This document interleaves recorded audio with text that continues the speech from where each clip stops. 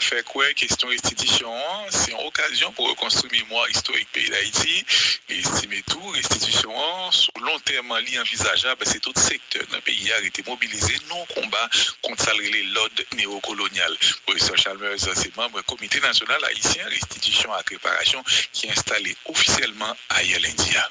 Il y a un calendrier de travail. Par exemple, il y a toutes les conférences qui ont été faites dans les universités publiques dans la période 2024-2025, parce qu'il est très important que les différents secteurs de la nation se mobilisent, parce que s'il n'y a pas de mobilisation au niveau national, c'est très difficile de construire des alliances avec d'autres États ou bien avec d'autres mouvements sociaux et populaires. Donc, il y a tout un travail qui a été déjà fait et qui va se poursuivre, se systématiser.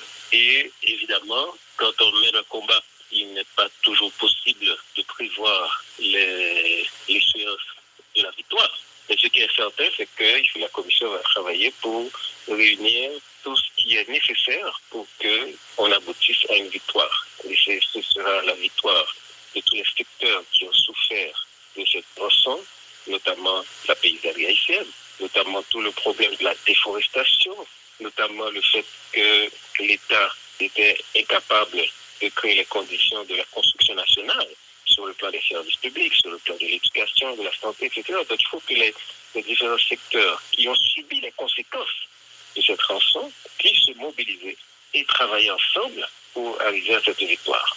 Professeur Chalmers, restitution, réparation, là, on a parlé de près de 25 milliards de dollars. Déjà, en pile montaremais, continuer à rêver ou bien suspendre rêver. Ou quoi concrètement que démarche noire n'a pas abouti à restitution et réparation, professeur? Ah, tout à fait. D'ailleurs, c'est le problème. Les estimations sont diverses. Jean-Baptiste Aristide a parlé de 21 milliards. L'économiste Thomas Piketty a parlé de 28 milliards. Et l'enquête menée par le New York Times a parlé de 115 milliards. Et toutes ces estimations sont nettement sous-évaluées parce qu'il faut non seulement comptabiliser les versements qui ont été faits à l'État français, mais aussi aux banques françaises, mais aussi tous les torts qui ont été commis à l'économie haïtienne, notamment la réduction des taxes pour les navires français qui arrivaient aux différents ports de la nation. Il faut comptabiliser tout cela. Donc, il s'agit de sommes effectivement considérables, mais qui, finalement, ne représentent qu'une portion, par exemple, des trillions de dollars qui sont calculés aujourd'hui comme dette au niveau de la France. Donc, c'est tout à fait possible, c'est tout à fait réalisable.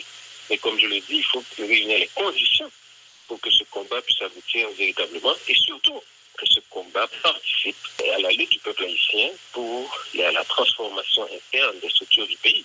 Parce que si cette rançon a été possible, c'est grâce à la complicité de l'ensemble des secteurs au niveau de la nation et aussi c'est grâce au narratif dominant contre Haïti qui pousse souvent les citoyens à penser que nous sommes les seuls responsables de nos malheurs.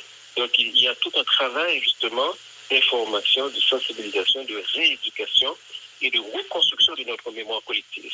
Donc c'est un travail d'auto-réparation. Alors, il y a quelqu'un qui pensait que, professeur Chalmers, que Haïtien est capable, précisément comité, dans l'éventualité que nous avons pour nous chita pour nous discuter avec les Français, est-ce que nous pensons, par exemple, à une liste d'infrastructures, par exemple, dans le cas forcé français, construit pour nous? Là encore, je me pose la question à savoir est-ce que je ne suis pas en train de rêver. Il y a des gens qui pensaient que les Français, d'accord, font virement bancaire de plusieurs milliards. Là encore, comme il y a des faits, il y a un comité qui est mis en place, un comité essentiellement formé d'intellectuels haïtiens. Est-ce qu'avec des économistes, nous pas envisager ça qui pourrait être envisageable dans toute perspective de restitution et réparation, professeur Chalmers? Alors justement, ce qui est important dans ce lien, il ne s'agit pas que la France a construit des infrastructures pour nous. Il faut justement que les modalités de remboursement de ce qui a été extorqué à la nation respectent la souveraineté nationale.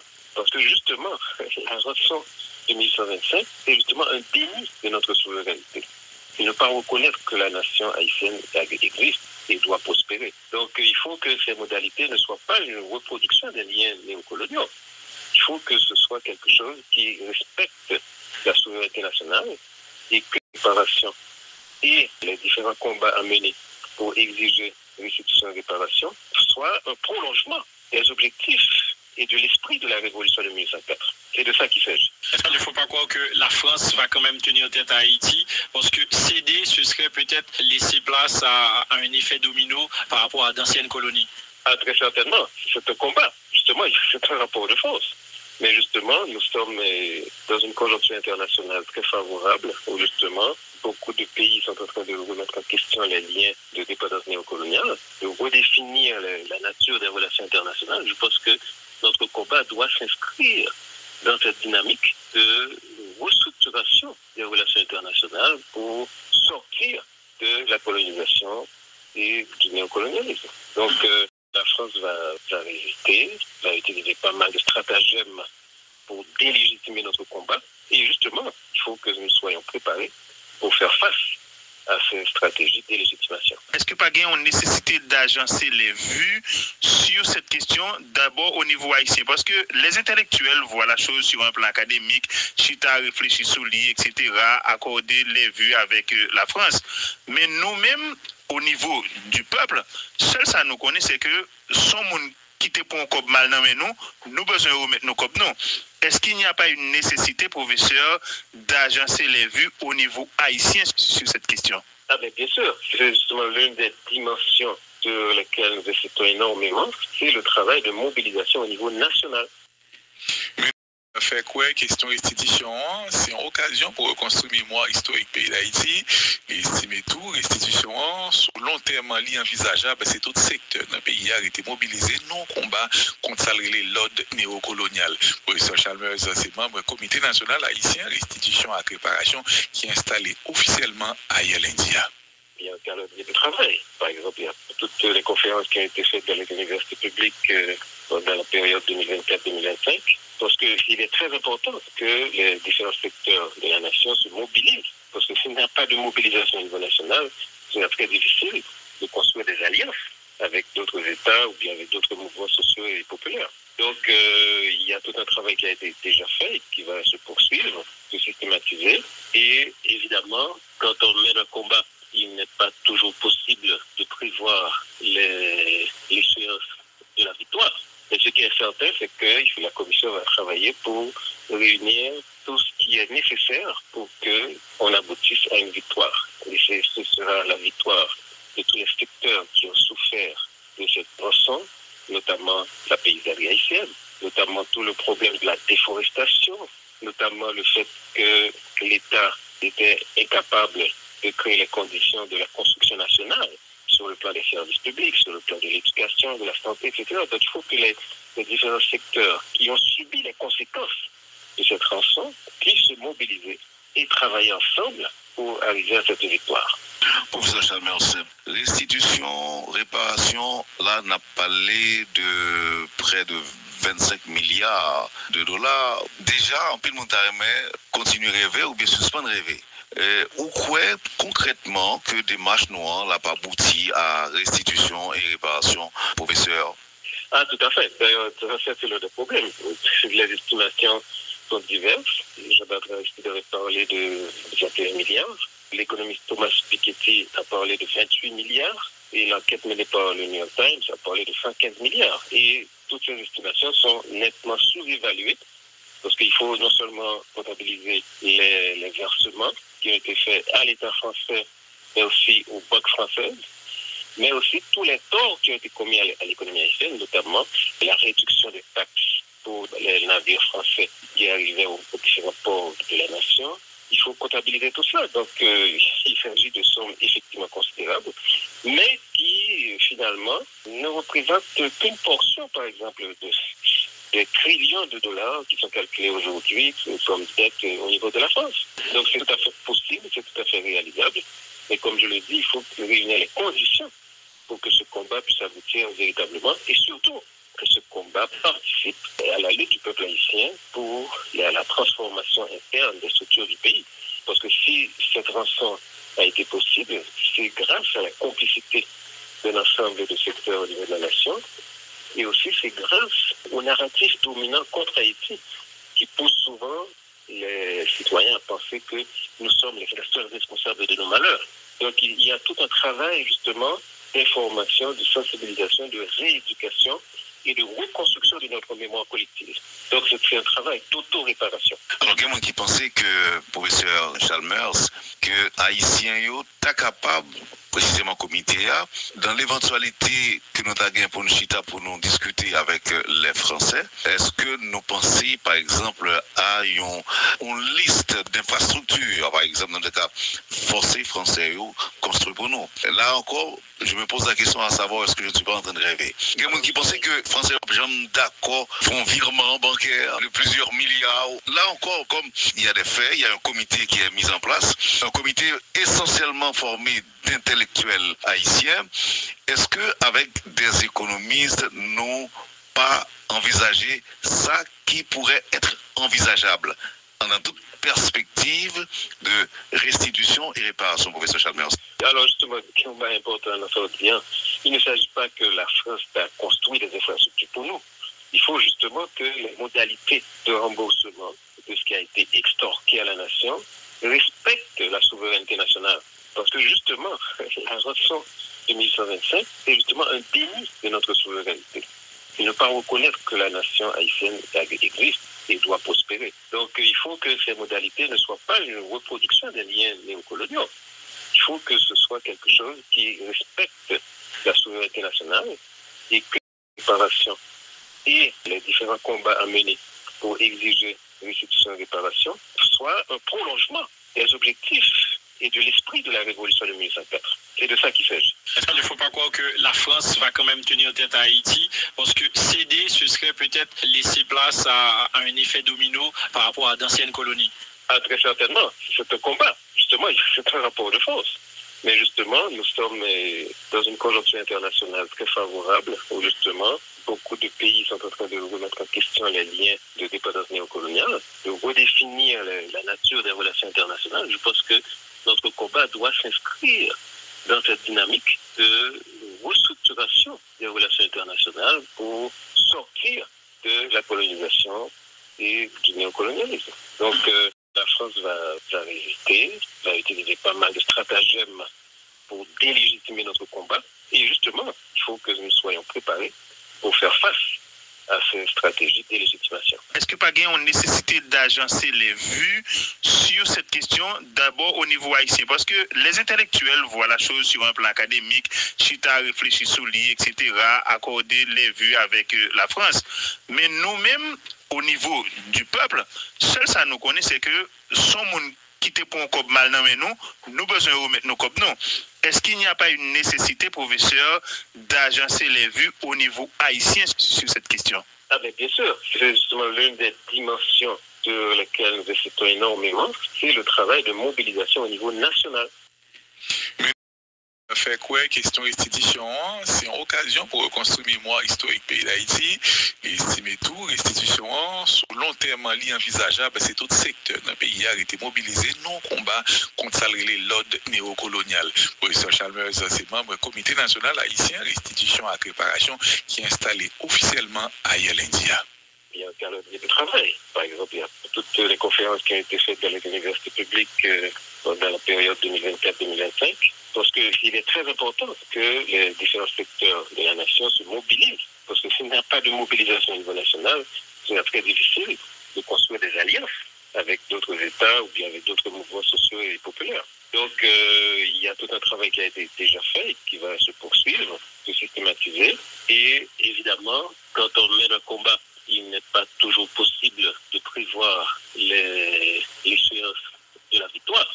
Mais ce qui est certain, c'est que la Commission va travailler pour réunir tout ce qui est nécessaire pour qu'on aboutisse à une victoire. Et ce sera la victoire de tous les secteurs qui ont souffert de cette rançon, notamment la paysannerie haïtienne, notamment tout le problème de la déforestation, notamment le fait que l'État était incapable de créer les conditions de la construction nationale sur le plan des services publics, sur le plan de l'éducation, de la santé, etc. Donc il faut que les différents secteurs qui ont subi les conséquences de cette rançon puissent se mobiliser et travailler ensemble pour arriver à cette victoire.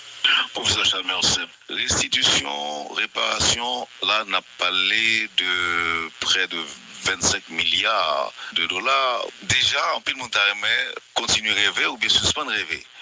Ou quoi concrètement que des marches noires n'a pas abouti à restitution et réparation, professeur?